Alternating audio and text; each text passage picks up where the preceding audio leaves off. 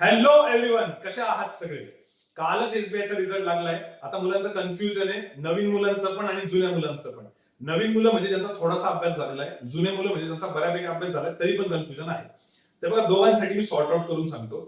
तुम्ही तुमच्या हिशोबाने स्वतःला कॅटेगराईज करा, तुम्ही जुन्यामध्ये येता का नवीन मध्ये येता. ठीक आहे. जुने म्हणजे ज्यांनी बऱ्यापैकी आधी एक्झाम्स दिलेल्या आहे मेन्सच्या, त्यांनी मला असं वाटतं 2 तरी फुल लेंथ टेस्ट दिली पाहिजे, जेणेकरून तुम्हाला एक हॅबिट होऊन जाईल तितक्या वेळ बसण्याची आणि थोडासा माइंडसेट क्लिअर राहील. 2 फुल लेंथ टेस्ट ना पुढच्या 10 दिवसामध्ये.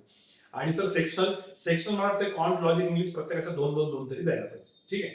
नवीन मुलांनी ऍटलीस्ट एक तरी फुल लेंथ टेस्ट द्या, एक तरी फुल लेंथ टेस्ट द्या. जास्त नका देऊ नवीन मुलांनी. एक टेस्ट यासाठी देता की तुम्हाला बसण्याची सवय पाहिजे, की मेन्सचा पेपर एवढा मोठा असतो तर ती माइंडसेट तयार झाला पाहिजे की इतक्या वेळ बसायचं, म्हणून एकच. आणि सेक्शनल एकच द्यायला पाहिजे. ठीक आहे. एवढी जरी दिली तरी सफिशियंट आहे.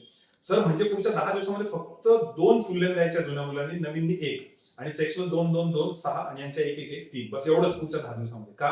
कारण की मला असं वाटतं की तुम्ही प्रॅक्टिसवर जास्त जोर द्या. कारण तुम्ही एक सेक्शनल दिली ना तर तुम्हाला लक्षात येऊन जाईल की यार गडबड आहे, आपल्याला ना क्वेश्चन पिक करायला थोडा इश्यू येतोय, थोड्या अजून प्रॅक्टिसची गरज आहे.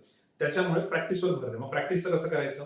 तर दिवसातनं 2 तास मॅथ्स, 2 तास लॉजिक, 2 तास इंग्लिश, 2 ते 3 तास जीए आणि उरलेला वेळ एखादी सेक्शनल टेस्ट तुमची असेल तर. असं दिवसभराचं शेड्यूल ठेवा. मॅथ्सच्या 2 तासाच्या प्रॅक्टिससाठी टेलिग्रामवरती प्लेलिस्ट टाकलेली युट्यूबची, तेवढी केली तरी सफिशियंट आहे. रिलिव्हंट मटेरियल भेटेल. सेम लॉजिकचं सरांची प्लेलिस्ट आहे आणि रिलिव्हंटच करा. जी इंग्लिशसाठी पण ऋषिकेश सरांचे 2 मॉकचे अनालिसिस आहेत, मॅडमचे पण सेशन्स आहेत. मॅडमचे, यश सरांचे, माझे सगळ्यांचे युट्यूबचे सेशन मिस नका करू. ज्या दिवशी आता समजा उद्या आपलं मॅथ्सचं सेशन आहे, तर मॅथ्सचं सेशन म्हणजे मॅथ्सचा अभ्यास तुमचा त्यातच झाला. मॅथ्सला वेगळा वेळ द्यायची गरज नाही. ठीक आहे. सो मॉक टेस्ट तुम्ही फक्त मेंटॅलिटीसाठी देता की कसं करायचंय, आणि बाकीची सगळी प्रॅक्टिस पाहिजे. जेवढी प्रॅक्टिस होईल तेवढं बेटर राहील.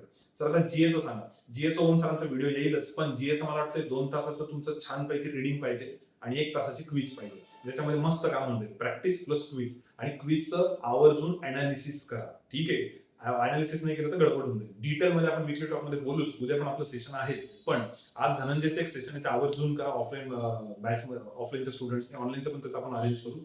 आणि सर सगळ्यात मेन काय, मला जे एवढं वाटतंय मुलांनी ना 10 दिवसात हे करू का ते करू, हे करू का ते करू, खूप काय काय करू, या भानगडीत न पडता ऍटलीस्ट वेळ युटिलाइज करा.